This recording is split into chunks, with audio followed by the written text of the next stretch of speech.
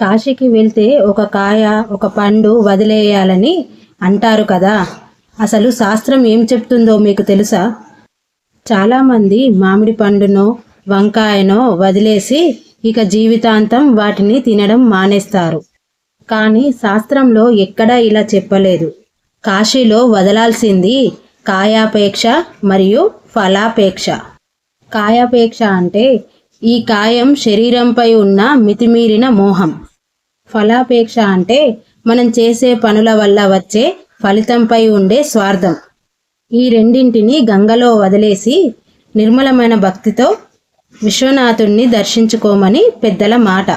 కాలక్రమేణా కాయాపేక్ష కాస్త కాయగా, ఫలాపేక్ష కాస్త పండుగా మారిపోయాయి.